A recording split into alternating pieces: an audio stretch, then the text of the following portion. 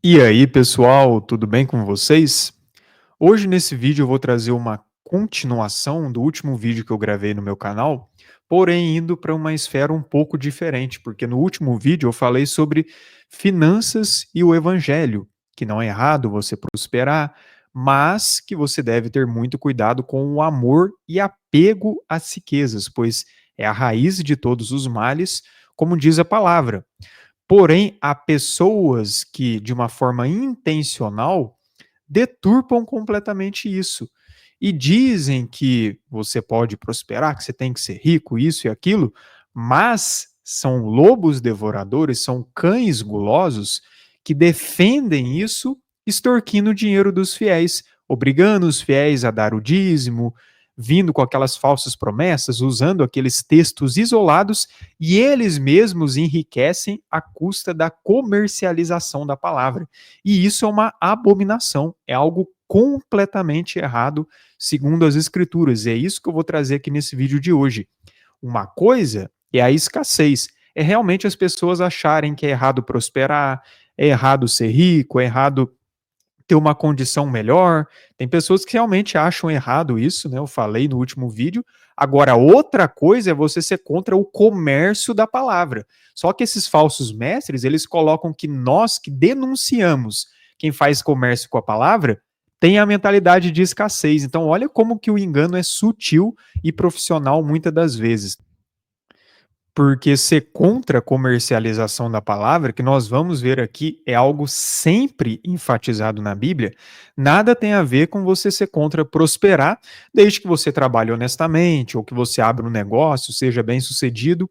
Isso não tem problema nenhum. Servos do Pai no passado prosperaram e muito.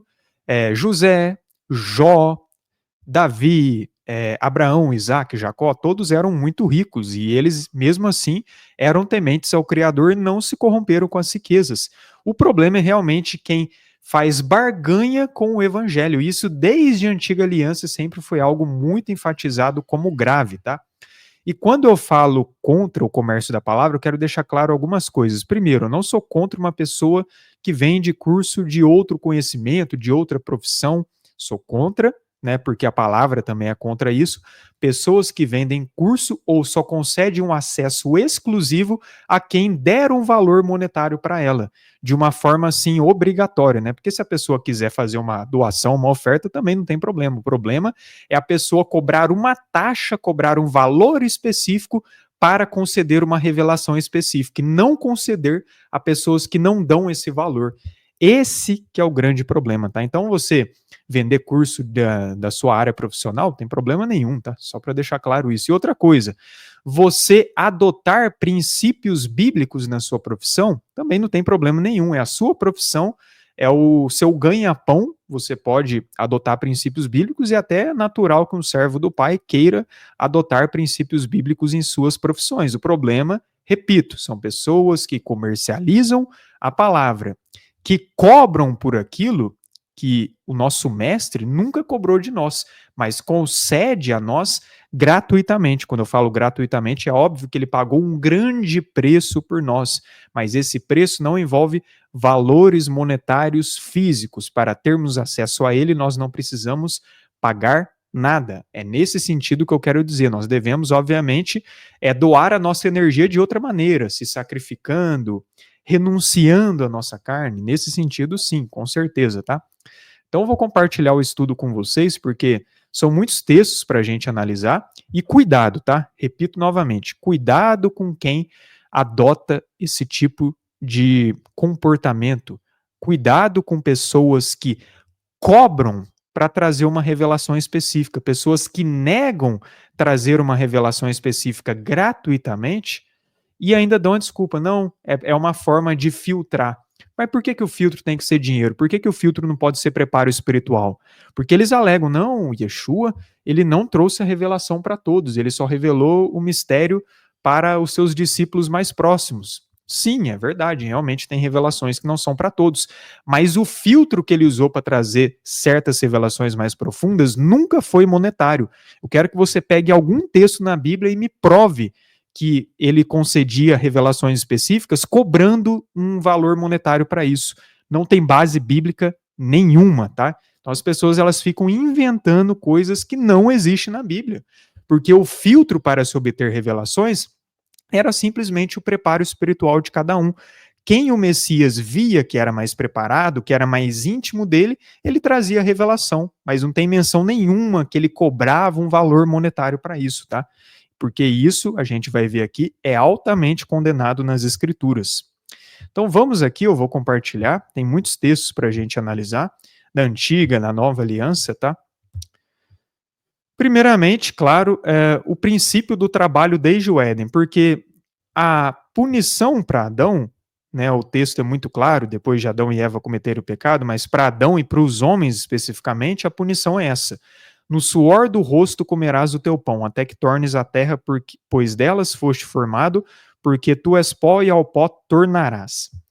Então, esse princípio do homem ter que doar a sua energia para conseguir o seu pão, o seu alimento, o seu sustento, é um princípio que vem desde lá do Éden, tá?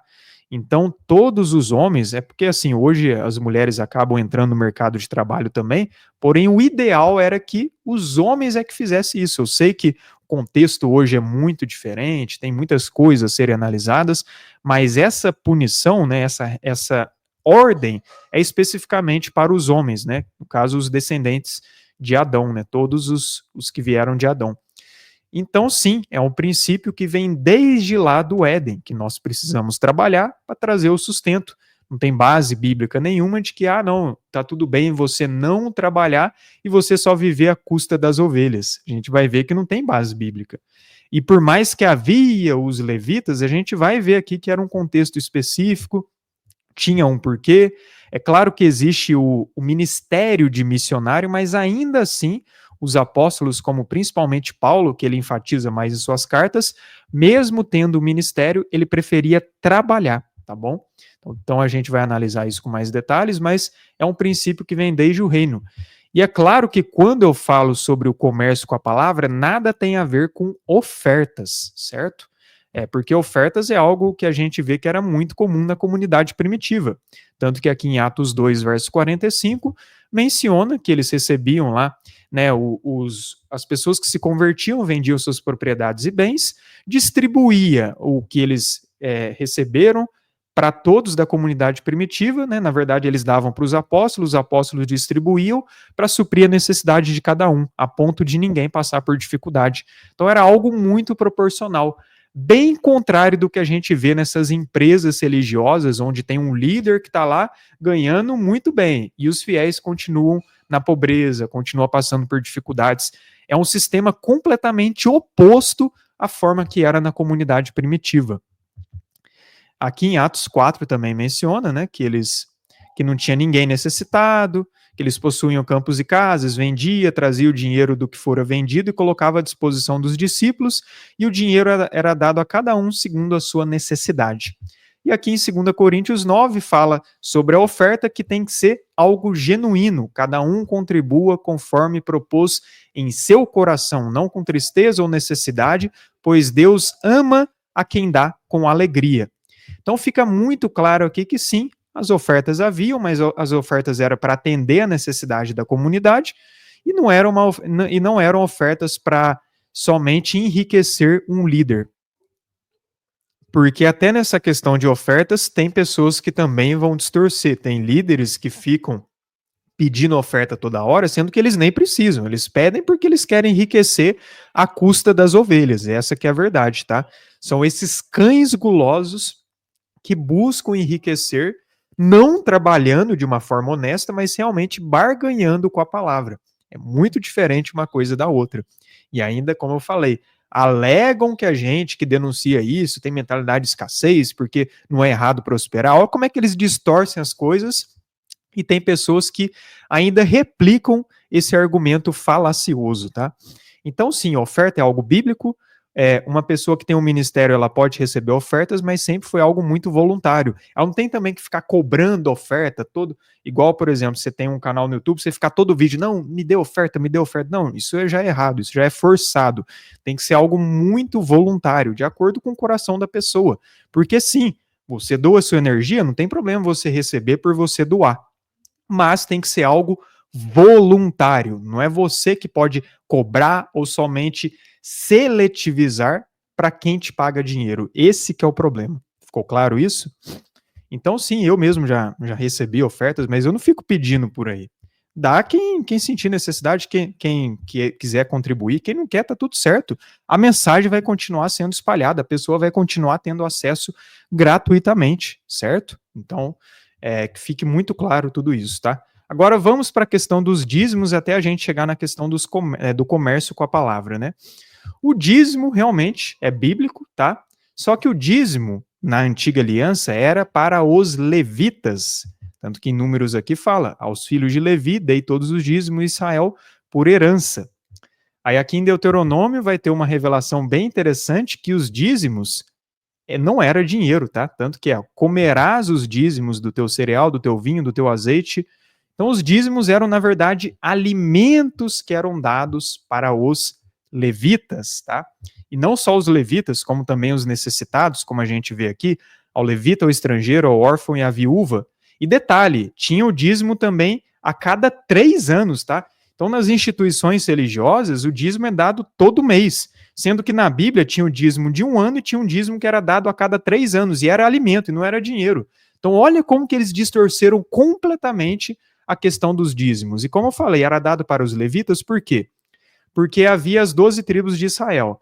As 11 tribos tinham lá suas terras, propriedades, seus trabalhos, e era muito comum a agricultura naquela época. Era algo que movia a economia. Os levitas, eles eram separados para cuidar do tabernáculo, do templo. Então, eles tinham, sim, um trabalho, eles tinham uma energia que eles doavam muito grande para isso.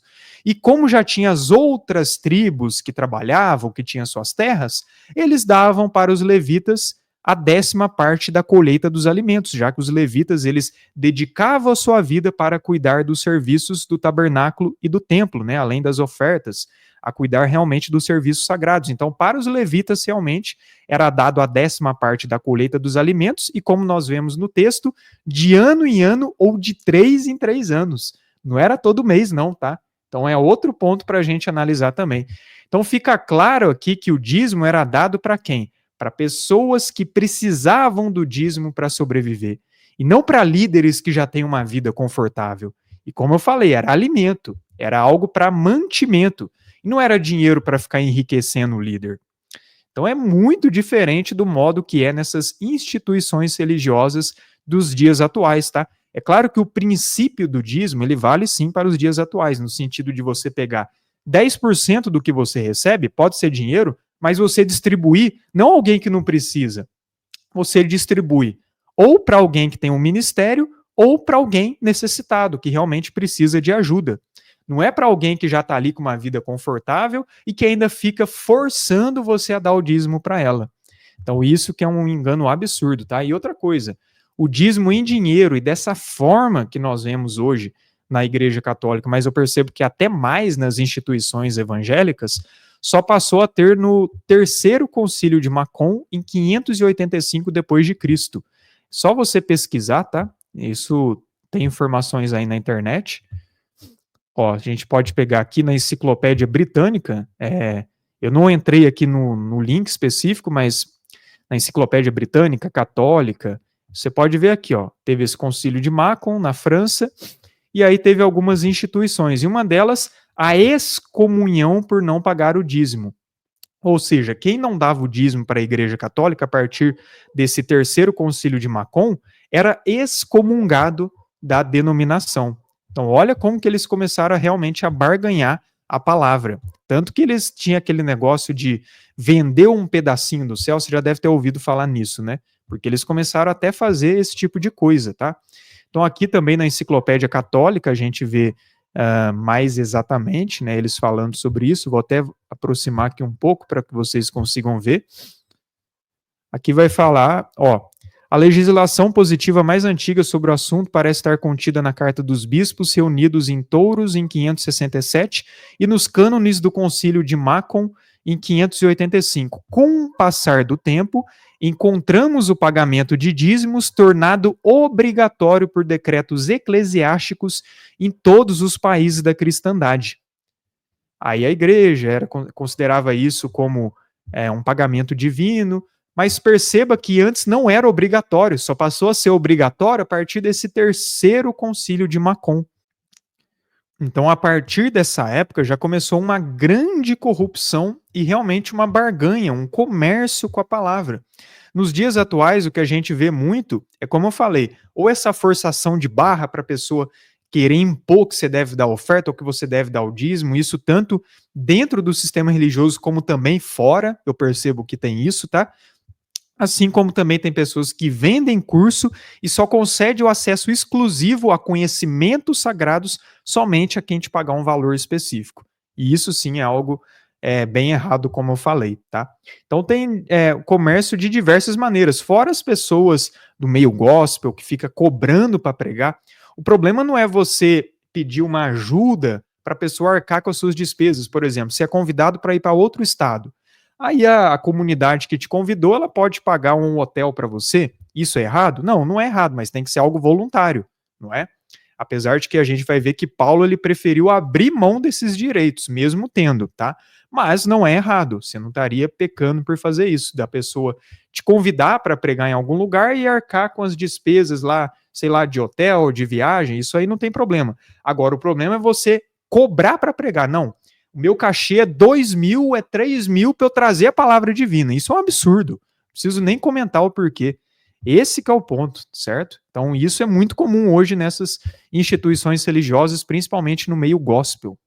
E aí que a gente vai começar a ver como que isso é contra o evangelho, de diversas maneiras, tá? Primeiro que tem aquele famoso texto que eles tentam negar, distorcer, que é esse de Mateus 10. Curar enfermos, ressuscitar mortos, purificar leprosos, expelir demônios, de graça recebestes, de graça dai. Não vos provereis de ouro, nem de prata, nem de cobre nos vossos cintos. Aí vai falar aqui, porque digno é o trabalhador do seu alimento. Eles usam muito esse trecho aqui, que algumas traduções colocam digno ao trabalhador do seu salário, mas pelo menos aqui é alimento. E as traduções que colocam salário, o sentido melhor seria recompensa. Mas tudo bem, ó. A palavra aramaica de graça, que é essa aqui, magã, olha o que ela significa. De graça, livremente, sem pagamento, sem motivos. Então fica explícito que a recomendação é: vocês receberam sem pagamento. Também dão sem pagamento a mensagem divina. É basicamente isso que está falando. Aí a gente pode ver até a palavra grega, livremente, sem custo, gratuitamente, como um presente sem causa imerecido. Exatamente, porque o preço que o Messias pagou, ele não cobrou nada de nós. Ele decidiu pagar esse preço. E esse preço, essa graça, é concedida gratuitamente para nós. Então, se é concedido gratuitamente para nós, nós não temos o direito de cobrar para que outra pessoa tenha acesso. Não, a gente tem que conceder gratuitamente do mesmo jeito que nós recebemos gratuitamente, tá? E a palavra aramaica provereis, né, não provereis de ouro, de prata, fala aqui, adquirir, aceitar, ser legalmente vinculado para uma transação, né, aquele negócio de comercializar. Aqui também nesse texto, né, no mesmo capítulo, vai falar sobre receber galardão. E o galardão ele é concedido pelo Criador, tá? Então, quando fala assim, digno ao trabalhador da sua recompensa, o principal sentido é de receber um galardão do Criador quando você faz um serviço para o reino, tá? E não de você barganhar com a palavra, certo? Aqui também tem outra coisa muito interessante, como eu falei, né? Essa graça, esse favor foi concedido gratuitamente. Olha só, o Espírito e a noiva dizem: vem, aquele que ouve, diga: vem. Aquele que tem sede, venha, e quem quiser, receba de graça a água da vida. Receba somente quem pagar uma taxa aqui. Então, para ter acesso à água da vida, você precisa pagar uma taxa. É isso? Não. O texto é muito claro a dizer que é de graça. Você não precisa pagar valor monetário, não envolve valor monetário nisso, tá? E aí a gente vê aquela mesma palavra que é usada lá em Mateus 10, tanto no aramaico quanto no grego. Sem pagamento, de graça, livremente, sem causa, imerecido. Aqui também muito interessante, ó, aquele texto de Romanos 3, porque todos pecaram e falharam na glória de Deus. Isso aqui é uma tradução do aramaico, e para quem entende a pré-existência, né, essa palavra do aramaico, ela confirma ainda mais esse entendimento, porque se falhou na glória, significa que teve lá e falhou. Isso eu vou trazer em outro momento, tá? mas geralmente do grego eles colocam destituídos, que já significa que estava em uma posição e foi destituído dela, mas no aramaico é ainda mais claro, falharam mesmo, é esse o sentido, tá? E todos são justificados gratuitamente pela graça, e isto mediante a redenção que há em Yeshua, o Messias, é uma tradução do aramaico, tá? E aqui a palavra aramaica para gratuitamente e a grega são as mesmas daquelas anteriores, ou seja, essa graça é concedida gratuitamente, sem envolver valor monetário. Portanto, nós não temos o direito de cobrar para outra pessoa ter acesso a essa graça, a água da vida, aos conhecimentos do reino, se nós recebemos gratuitamente, tá? Então, não, isso é completamente errado. Aí a gente vai ver o exemplo de Paulo, que ele fala sobre o trabalho. Por que que nesse assunto o exemplo de Paulo e a recomendação que ele fez é muito importante? Porque olha a decisão que Paulo decidiu tomar. Primeiro, aqui em Atos fica claro que Paulo, ele tinha lá o seu ministério e tudo, porém ele exercia um ofício. Ele tinha a profissão de fazer tendas. E aqui fala, né, ele encontrou Priscila e Áquila, porque eles também tinham esse mesmo ofício, tá? Então, Paulo era alguém que, mesmo com o evangelho, mesmo tendo todas as viagens, todas as despesas, ele nunca deixou de trabalhar. E ele decidiu dar um exemplo nesse sentido também, que a recomendação era que a gente nunca deixasse de trabalhar, mesmo pregando a palavra, mesmo viajando, mesmo tendo as nossas missões, tá? E aí a gente vai ver claramente ele falando isso em 1 Coríntios 9. Olha só. É interessante que algumas pessoas elas pegam aquela primeira parte, mas veja só. A minha defesa perante os que me interpelam é esta: não temos nós o direito de comer e beber? E também o de fazer-nos acompanhar de uma mulher irmã, como fazem os demais apóstolos, irmão do Senhor e Cefas? Ou somente eu e Barnabé não temos direito de deixar de trabalhar? Então aqui muitos líderes, eles pegam essa parte para dizer, ó, tá vendo? Paulo ele está falando que um obreiro ele tem o direito de deixar de trabalhar para viver somente de ofertas e tudo. Pois é, Paulo ele começa fazendo esses questionamentos, mas eles não colocam o que ele falou depois, né? Porque aqui ele vai falar, quem jamais vai à guerra à sua própria custa, aí vai falar da lei de Moisés, não atarás a boca do boi, beleza, vai falando aqui, ó, se nós vos semeamos as coisas espirituais, será muito recolhermos de vós bens materiais. E eles continuam pegando, aí, ó, tá vendo? Paulo ele está dizendo que pode deixar de trabalhar, que pode viver somente da obra e tudo mais. Mas por que que eles nunca leem a continuação? Sobre vós não o temos nós em maior medida, entretanto, não usamos desse direito, antes suportamos tudo para não criarmos qualquer obstáculo ao evangelho de Cristo. Não sabeis vós que os que prestam serviços sagrados do próprio templo se alimentam? Aqui está falando dos levitas. E quem serve ao altar do altar tira o seu sustento? Assim ordenou também o Senhor aos que pregam o evangelho que vivam do evangelho. Eu, porém, não me tenho servido de nenhuma destas coisas e não escrevo isto para que assim se faça comigo. Então veja só, Paulo ele até fala que o obreiro ele pode ser sustentado, ele pode receber o alimento, ele pode receber a provisão por fazer a obra, porém ele preferia não usar desse direito para dar o exemplo, para não criar nenhum obstáculo. Então veja que exemplo que ele deu. Ele reconhecia, né, como havia os levitas, que eles recebiam o alimento por cuidar do templo, dos sacrifícios, ele reconhecia realmente o obreiro tem o direito de receber o alimento, a provisão básica e necessária. Porém, eu prefiro não usar desse direito para não criar nenhum obstáculo. Por que será que Paulo ele decidiu tomar essa decisão? Para mim fica claro porque sempre tem pessoas que julgam. Eu já fui julgado muitas vezes, você está tirando proveito. Tem pessoas que julgam só de você receber uma oferta por você estar tirando proveito. Sendo que eu falei, uma coisa são as pessoas que ficam forçando isso, outra coisa é você receber de uma forma voluntária. Então, com certeza, Paulo enfrentava essas situações na sua época, e para não criar nenhum obstáculo, para não dar nenhum motivo, ele preferiu abrir mão de tudo isso. E aí entra em algo que eu fui direcionado também, e isso não é uma regra, tá? Mas é algo que eu fui direcionado. Porque, como vocês sabem, eu tenho um livro publicado, e nesse livro eu recebia um valor mínimo só que a grande maioria do valor do livro ia direto para a editora, fora a questão de impostos também. E aí, me deparando com esses textos, teve uma pessoa também que veio falar comigo sobre isso, a opinião dela e tudo, eu percebi que o ideal era que eu abrisse mão de qualquer ganho pessoal, e foi isso que eu fiz em relação ao livro, tá? Eu não acho que é a mesma coisa de comercializar a palavra, porque tudo que estava no livro eu já concedo gratuitamente nas minhas redes sociais. Eu não fico barganhando a palavra. Toda a mensagem que foi compilada no livro, o livro foi apenas um compilamento de mensagens que eu já propago gratuitamente no canal.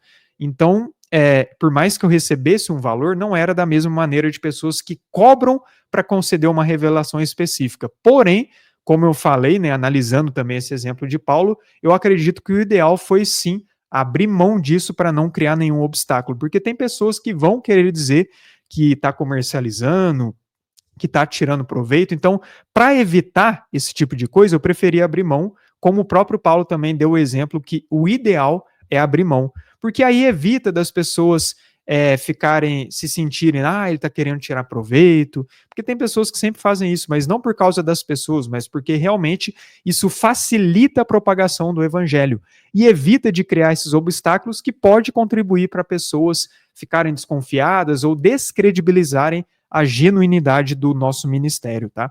Então são decisões assim que eu acredito que quando a gente se alinha ao Criador e a gente deixa o Espírito falar conosco, a gente vai sendo direcionado para ser algo o máximo possível genuíno, tá?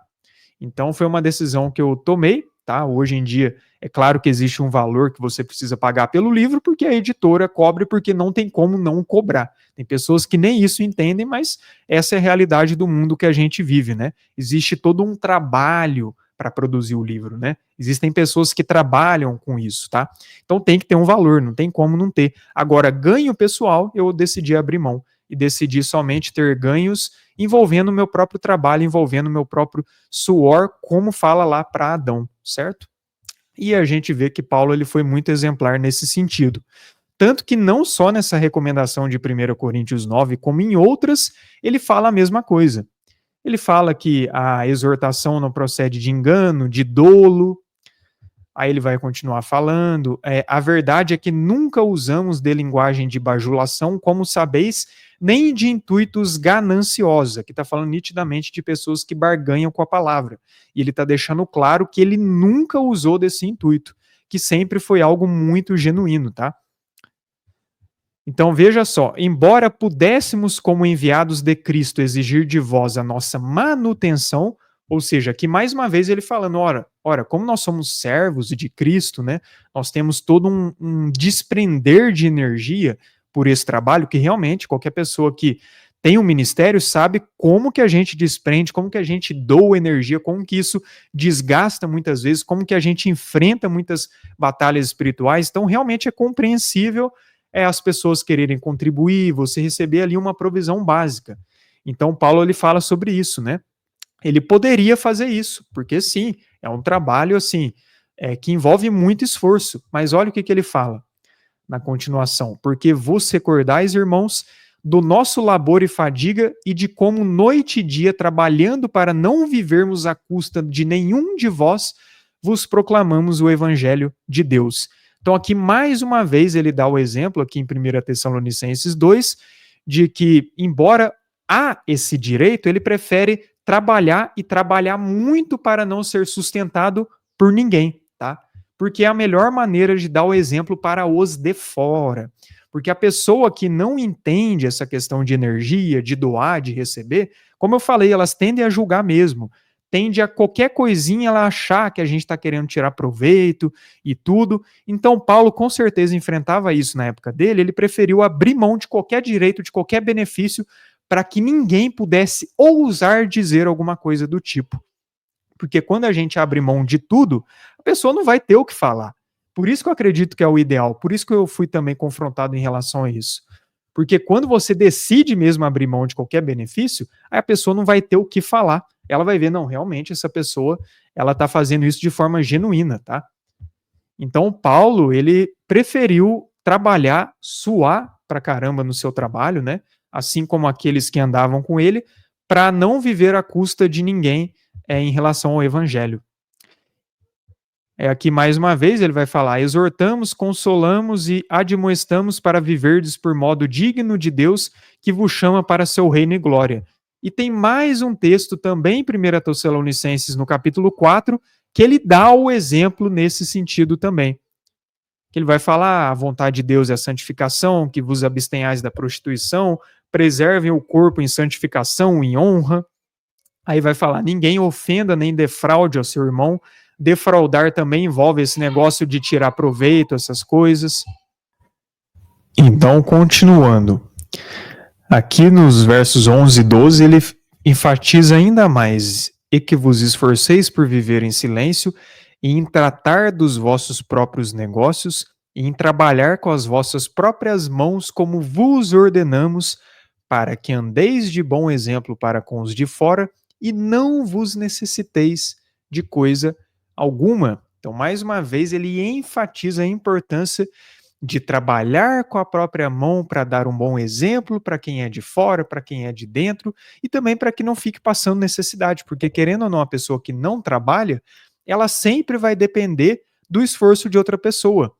Por isso que a recomendação é para trabalhar. O obreiro, mesmo que ele doe muita energia, mesmo que realmente seja muito trabalhoso, ele tem que buscar ter algum ofício, algum trabalho, algum negócio, alguma coisa da qual ele consiga ter o próprio sustento. Então, Paulo ele foi muito exemplar nesse sentido, tá? Aqui um exemplo que muitas dessas pessoas utilizam, mas elas têm que analisar o todo, né? Que seria o quê? Essa de 1 Timóteo 5, verso 17 e 18. Os presbíteros que se portam bem serão dignos de duplicada honra, especialmente os que trabalham na palavra e na doutrina, porque a Escritura diz: não atarás a boca ao boi enquanto o debulha, e digno é o trabalhador de sua recompensa.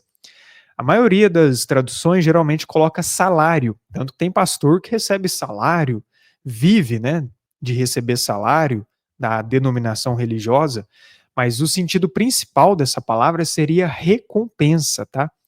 Tanto é que aqui está falando, ó, pagamento por ação, recompensa, doação, só aqui depois que vai ter salário ou lucro, porque o principal sentido é você receber, você ter alguma recompensa pelo desprendimento de energia que você teve, tá? E aqui a palavra grega é a mesma coisa: recompensa, pagamento por um serviço, salário ou até recompensa divina. Entra naquele negócio: quem te dá o galardão é o Criador, tá? E não que você tem que cobrar para isso. E até eu fiz aqui uma observação, que a recompensa que eles recebiam era geralmente alimentos ou ofertas, tá? E a recompensa principal eram os galardões que o próprio Criador concedia. Então, quando fala recompensa, não é que você vai receber um salário todo mês, não é isso que o texto está falando, mas está falando de você receber uma recompensa pelo esforço que você fez, de você receber alimento, algum mantimento, ou realmente uma oferta voluntária pelo trabalho que você fez, mas não você só fazer o serviço porque você recebe um salário. Aí já não fica mais algo genuíno, certo? Então até aqui ficou claro, né, tudo isso, e agora a gente vai entrar em textos mais enfáticos nessa questão, que mostram a gravidade de comercializar a palavra, tá? O primeiro é esse aqui de 2 Coríntios, ó, porque nós não estamos como tantos outros mercadejando a palavra de Deus, antes em Cristo é que falamos na presença de Deus com sinceridade e da parte do próprio Deus. Aí a gente vê a palavra aramaica para mercadejando, seria no sentido assim de corrupção, misturar, diluir, temperar, misturar líquidos tipo vinho com a água, mas nesse caso com certeza é o vinho da Babilônia com a água da vida, né? Pode ter esse significado também, mas o sentido é de corrupção da palavra, né? E no grego é que traz o sentido assim de fazer um negócio, negociar enganosamente, vender no varejo, agir como um comerciante inescrupuloso, ou seja, que lucra vendendo a palavra de Deus para ganho pessoal, adulterar ou corromper. Porque, querendo ou não, a pessoa que adultera, que corrompe, que dilui, que mistura a palavra, geralmente são pessoas que comercializam a palavra. Por isso que tem essa semelhança entre as palavras aramaicas e gregas. Então, veja só como que isso é sério, né? E Paulo ele enfatiza isso em 2 Coríntios. Nós não estamos fazendo esse tipo de coisa como outros, né? porque vários já faziam isso. Vem desde os tempos antigos, de pessoas que sempre buscaram barganhar o ensino divino para ter um ganho pessoal, e não propagando o ensino divino ou vivendo o ensino divino de uma forma genuína. Isso sempre foi muito comum. Então veja só esse outro texto de Timóteo, né? Semelhantemente quanto a diáconos, é necessário que sejam respeitáveis de uma só palavra, não inclinados a muito vinho, não cobiçosos de sórdida ganância, conservando o ministério da fé com a consciência limpa, né? Tem que ter uma intenção pura e genuína ao fazer o ministério, e não buscar tirar um proveito pessoal em cima disso, porque essa palavra sórdida ganância, olha só, lucro, vantagem, ganho, abundância, aumento, lucro financeiro, contrato para pagamento, usura. E no grego também, ávido por ganho desonesto, ganho sórdido, lucro sujo, ansioso por ganhos, ganancioso pelo dinheiro.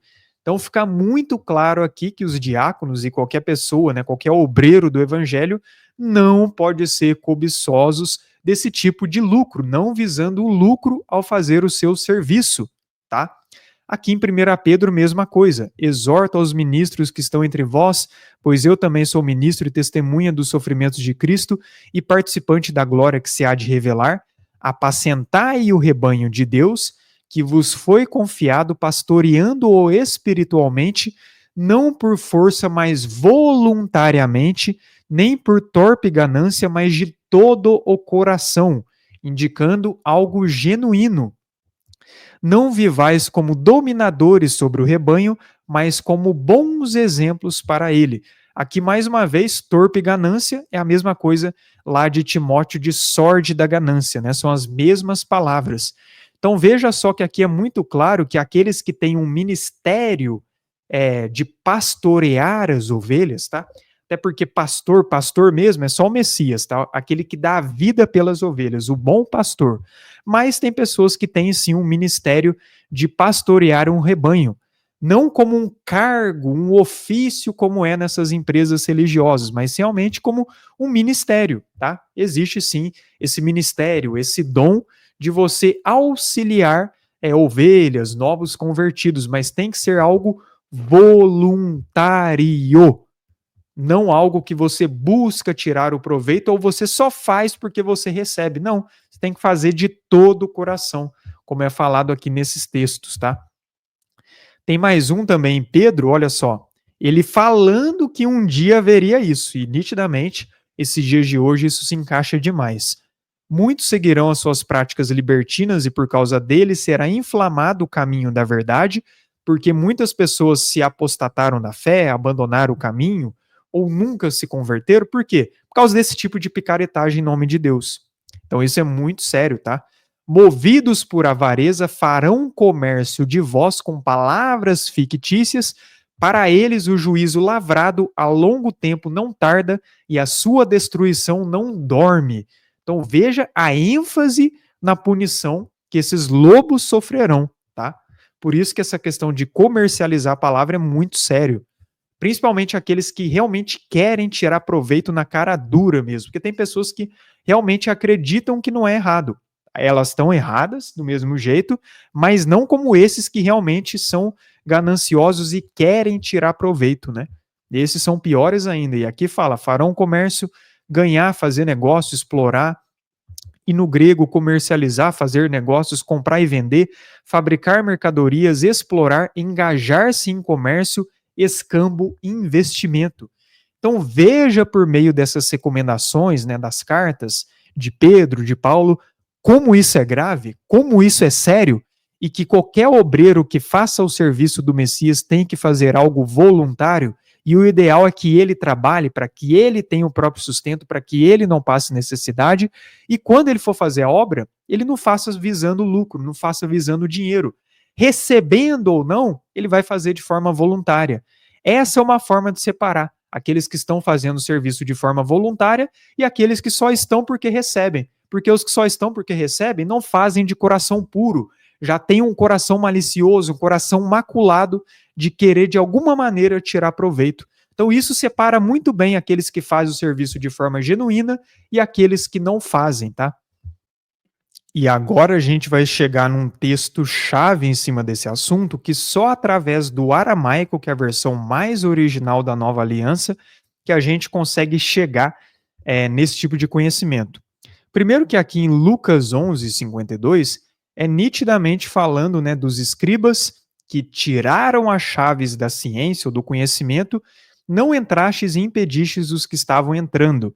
Aqui, inclusive, é uma referência à linhagem maligna que se infiltrou entre esses grupos, fariseus, saduceus e escribas, tá? E que estavam deturpando, corrompendo a palavra e ainda negando a palavra, negando as chaves do conhecimento da palavra para as massas. Aí a gente vai ver o que significa esse tirastes as chaves do conhecimento. É uma palavra polissêmica no aramaico, ou seja, que tem vários significados. Mas olha os significados: levantar, pegar, segurar, carregar, pesar, tirar, remover, remover parte do corpo, discutir, argumentar, tomar, aceitar, ou seja, removendo, tomando para si. Agora olha um dos significados dessa palavra aramaica: cobrar uma taxa, dar e receber, barganhar, negociar, ter negócios, comprar e vender, interpretar, entender como pensar certo, decidir, carregar, fazer afastar, ser movido, ser tirado de alguém. Então, esse ser tirado que esses escribas estavam fazendo envolve também cobrar uma taxa para conceder o acesso. Eles faziam isso na época do Messias. E o próprio Messias denunciou eles que eles estavam fazendo esse tipo de exploração com as grandes massas, tá? E uma prova histórica de que isso havia naquela época, eu vou compartilhar com vocês aqui. Vocês vão ver como que isso é claro, tá?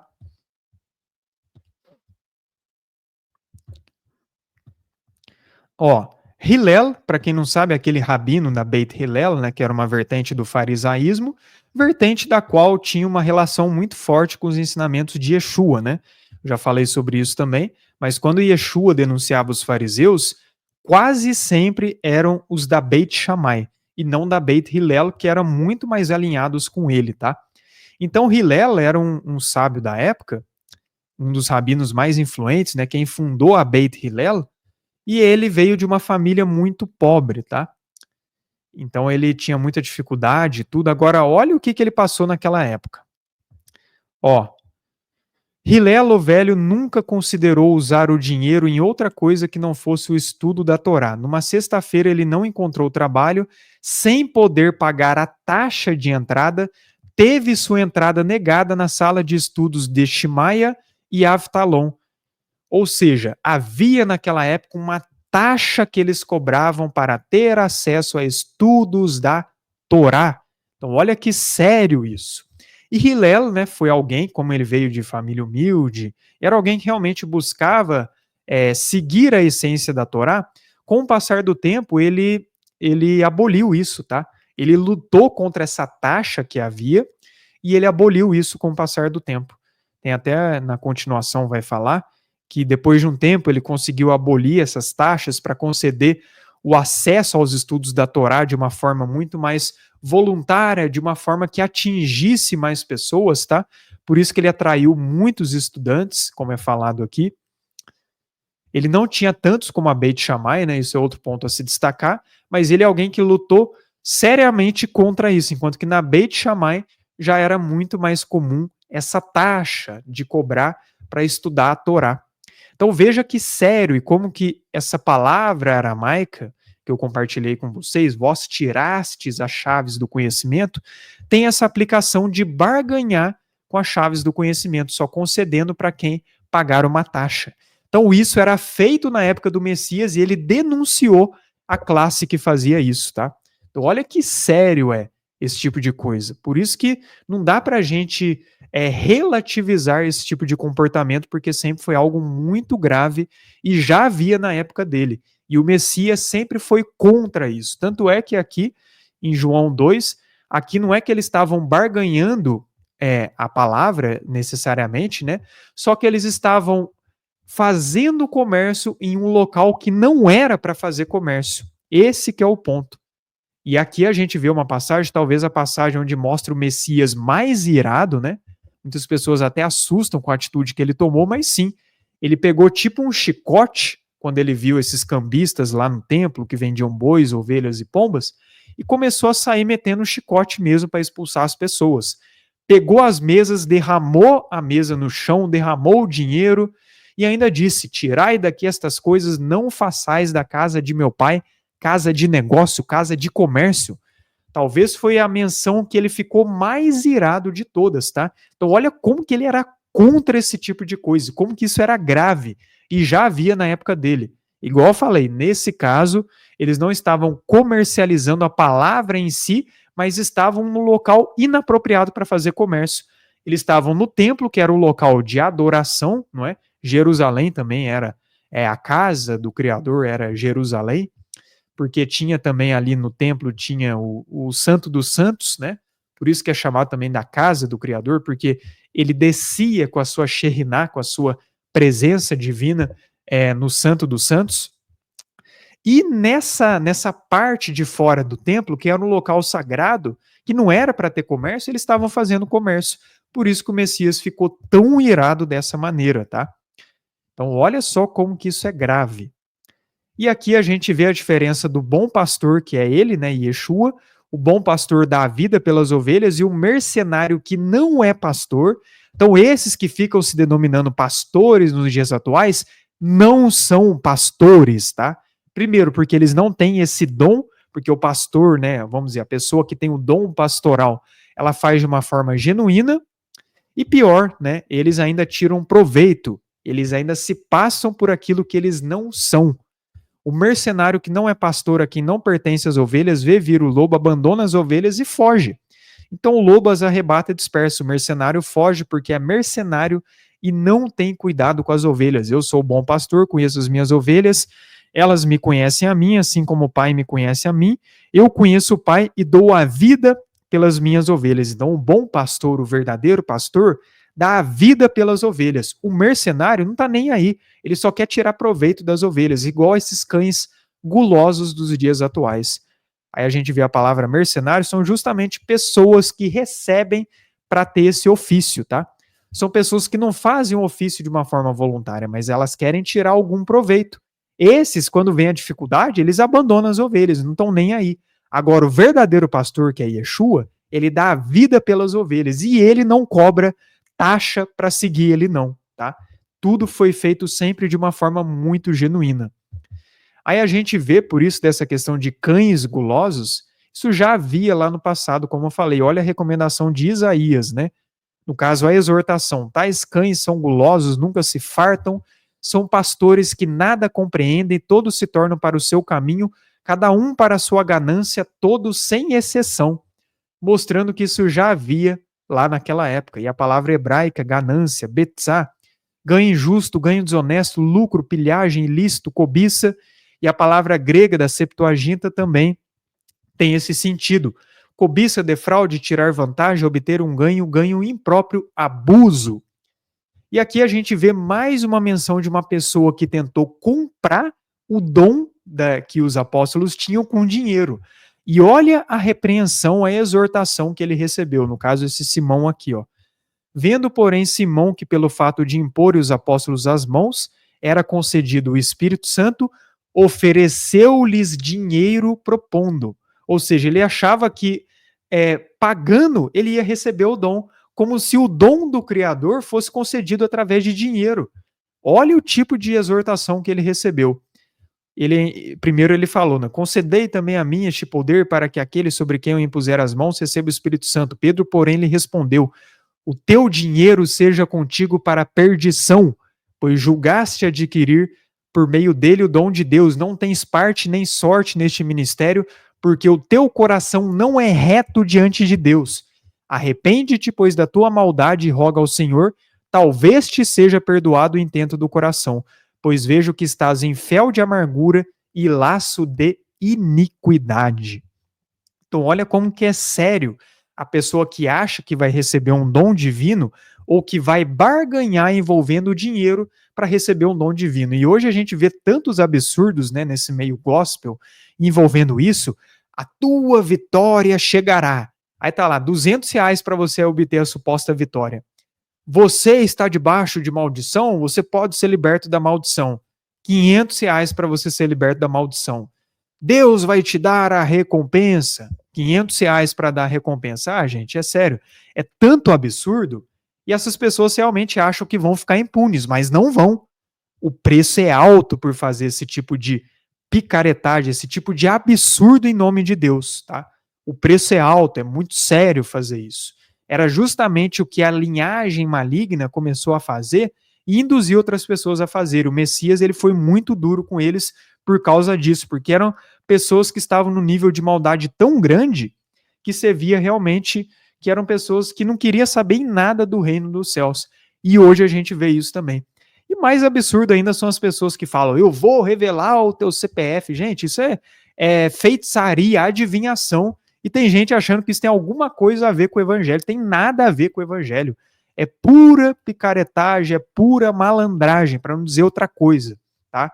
São falsos mestres, cães gulosos, que perceberam no evangelho uma forma de obter lucros gananciosos para si. Não ficarão impunes, tá? Então hoje o que a gente mais vê é isso. Fora que tem pessoas que até ensinam coisas boas, né? Tem curso de teologia, tem cursos que realmente a pessoa ensina coisa boa, mas elas só concedem o acesso para quem pagar. Mesmo assim, tá errado, tá?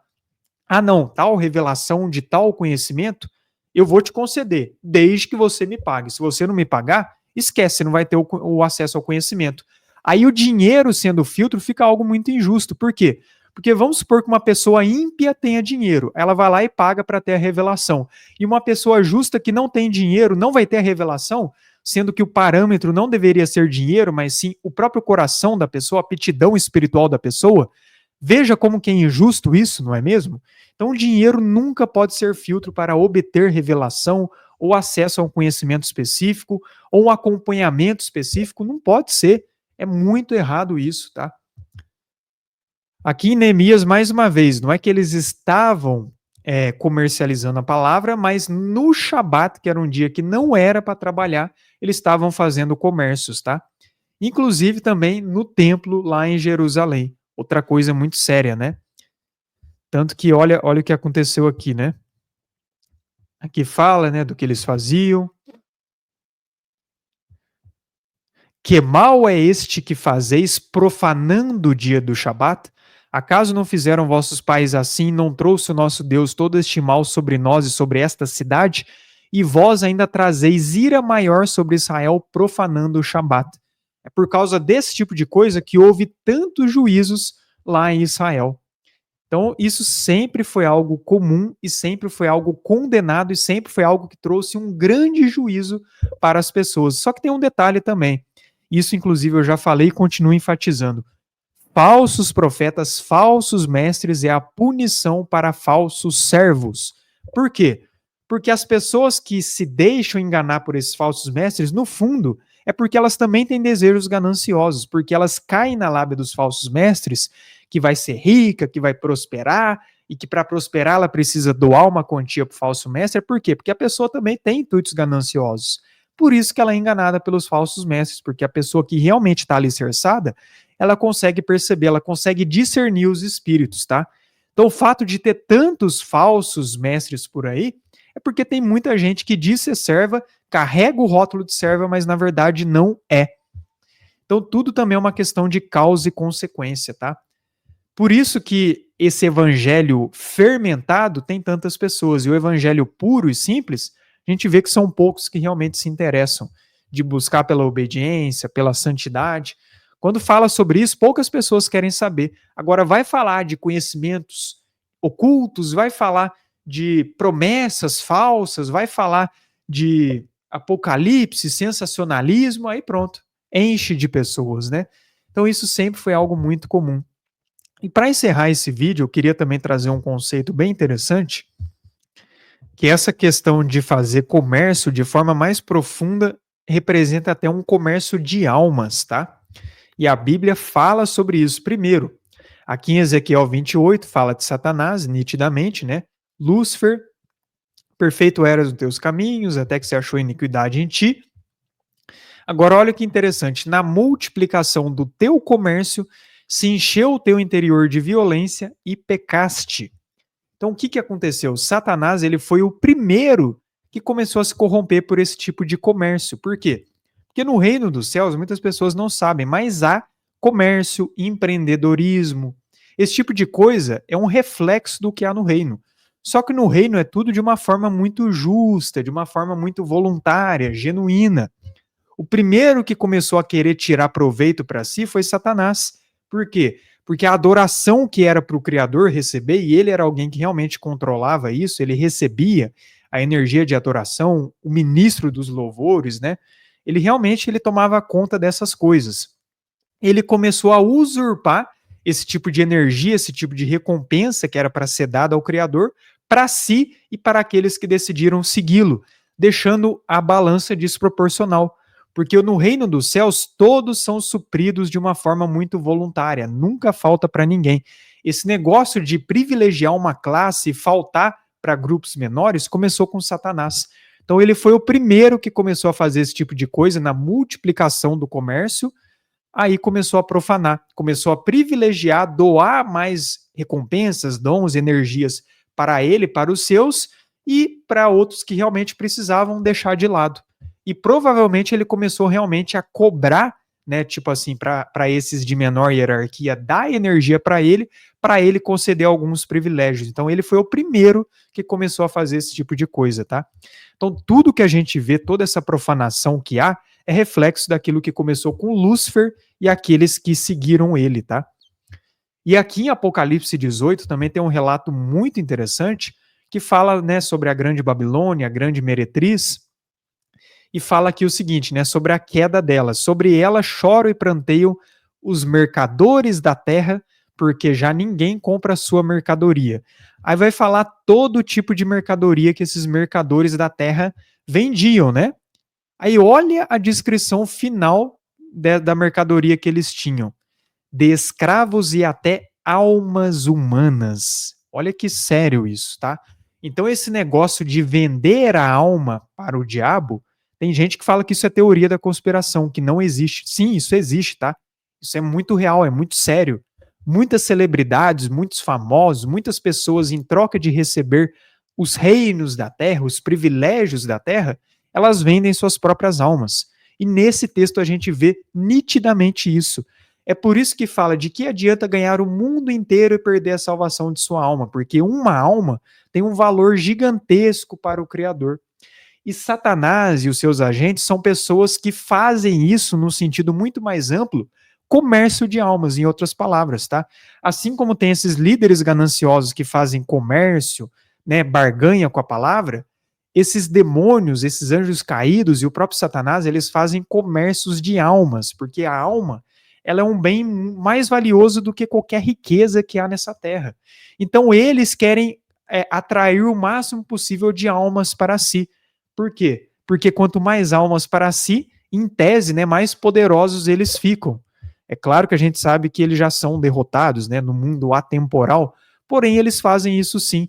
Eles comercializam almas humanas, tá? Então, ou você é comprado por um alto preço pelo Messias, ou você é comprado por Satanás. Em outras palavras, é isso, tá? Porque, como eu falei, quando a gente analisa pelo aspecto espiritual, é um tipo de comercialização também, só que quando envolve as coisas do reino, é tudo de uma forma muito mais sagrada, e para você ter acesso ao reino, não é cobrado de você um valor monetário, é cobrado de você sacrifício, mortificar a sua carne, renúncia, certo? Enquanto que esse negócio de barganhar com a palavra, de realmente fazer comércios com almas, isso vem desses anjos caídos e começou com o próprio Satanás. Então veja que esse texto de Apocalipse fala sobre isso, tá? Então tem muita gente em troca de migalhas vendendo suas almas por aí. Quão grande será o juízo? Esses próprios mercadores, né? Isso pode ser referência também a esses grandes líderes, né? Seja no sistema político, religioso, midiático, educacional, eles vendem suas almas para ter benefícios e escravizam inclusive outras almas, tá?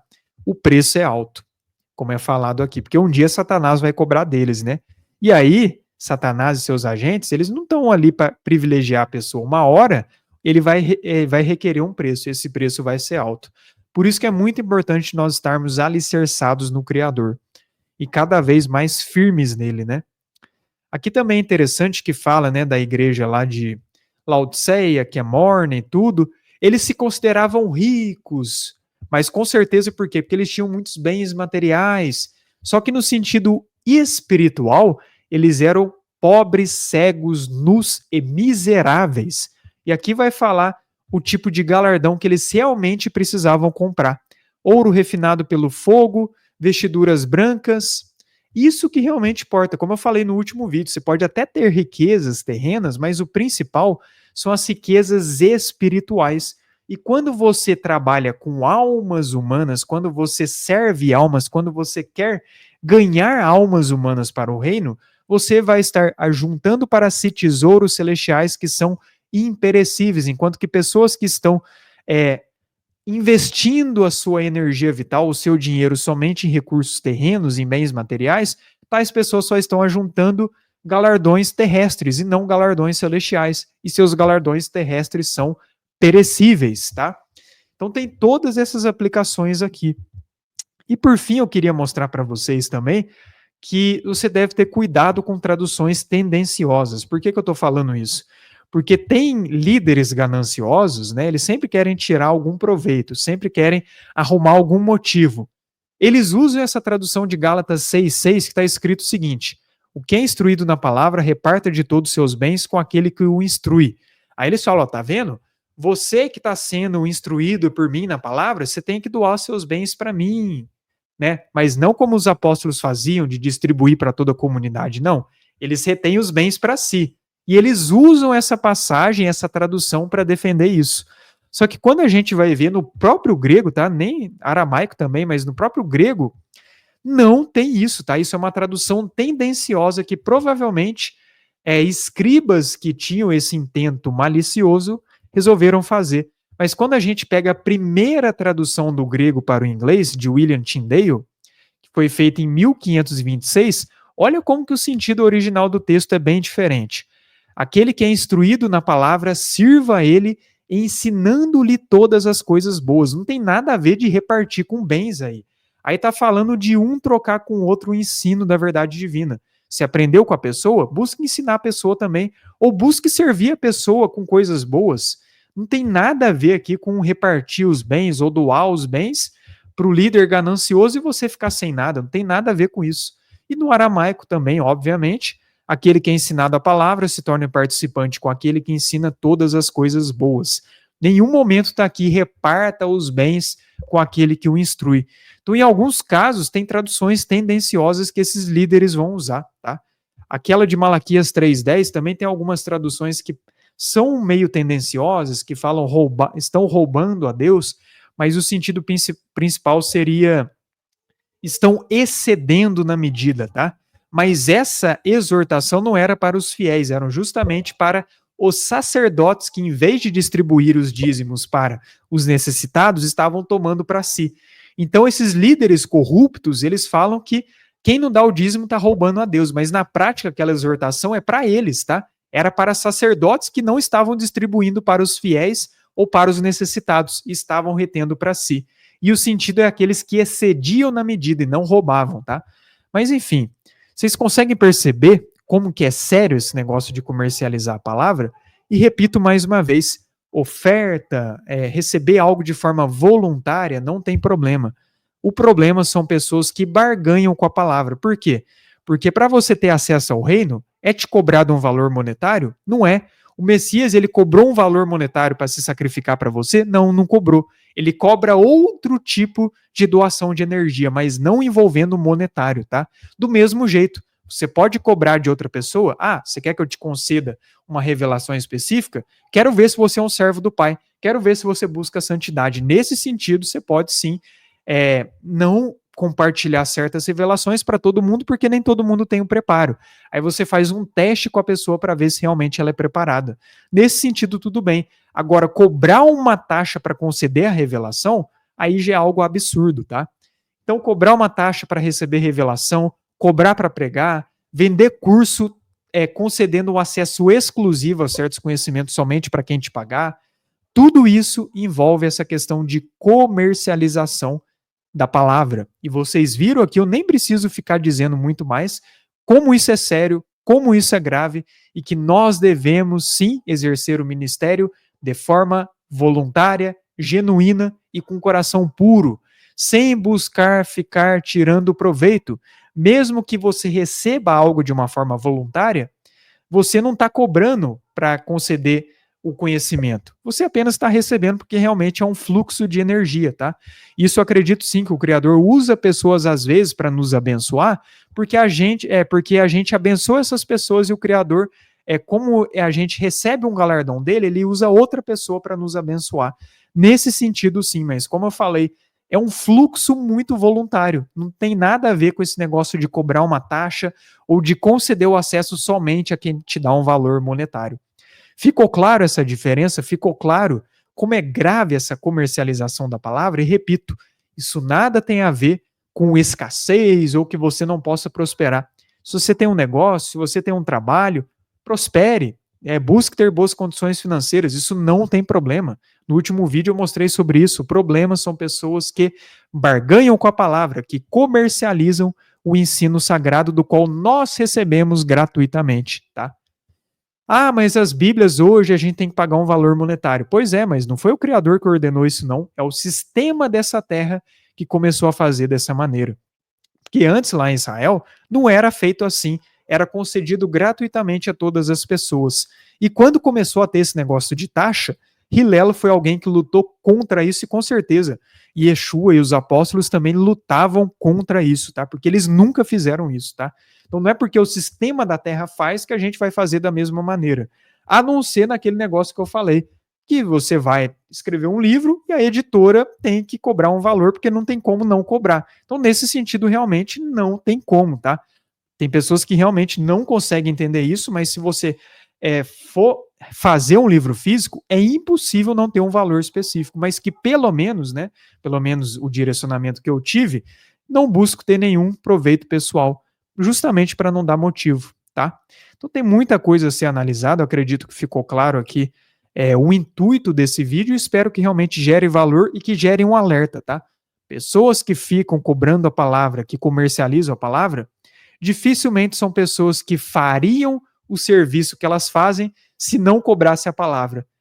Dificilmente pessoas que fazem isso fariam de forma voluntária, sem receber nada. Geralmente elas só estão ali fazendo porque recebe isso aqui. Se não tivesse isso aqui, elas não fariam. Isso só revela o coração maculado delas, tá?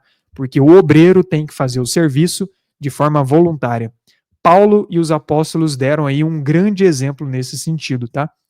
Então é isso, pessoal. Espero que tenha ficado claro esses dois vídeos sobre o assunto financeiro que eu quis trazer. Aquele primeiro mostrando que sim, a prosperidade não é condenada, tá? Igual pessoas demonizam.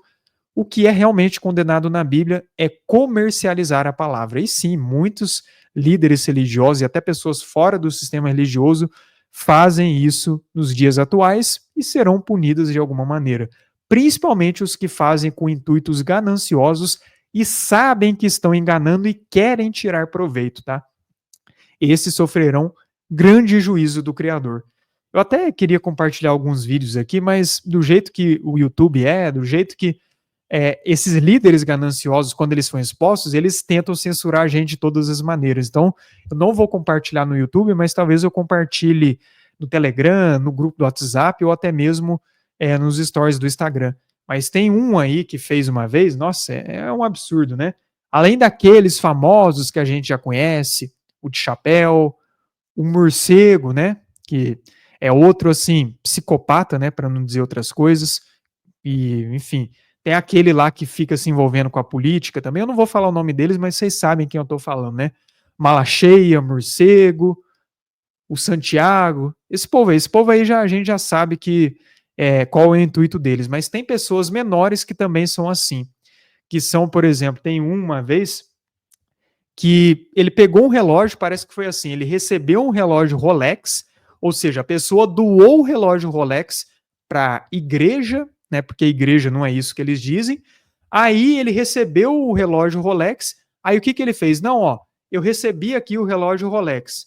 Quem aqui está disposto a pagar não sei quantos mil? Aí quando vê uma pessoa pagou 20 mil e pegou o relógio Rolex para si. Olha que absurdo isso, gente. E tem gente que acha isso normal. Não é normal, isso é um absurdo. Por quê? Porque ele recebeu, sem pagar nada, um relógio Rolex, e aí depois ele cobrou de uma pessoa para a pessoa ter o relógio Rolex 20 mil reais ou 30 mil, não lembro exatamente quanto que foi. Tem também fez isso com calçado uma vez. Então, olha o tipo de absurdo que rola nessas empresas religiosas, tá? É isso que a palavra condena, não é a prosperidade.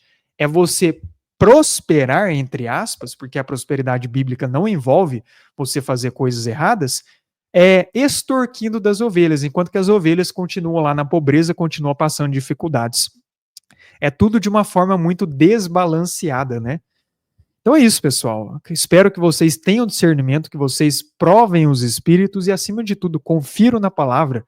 Sejam bereanos e não fiquem caindo no engano desses falsos mestres ou de aproveitadores que querem justificar uma atitude altamente condenada nas Escrituras. É isso. Que o Eterno abençoe a todos. Shalom e até o próximo vídeo.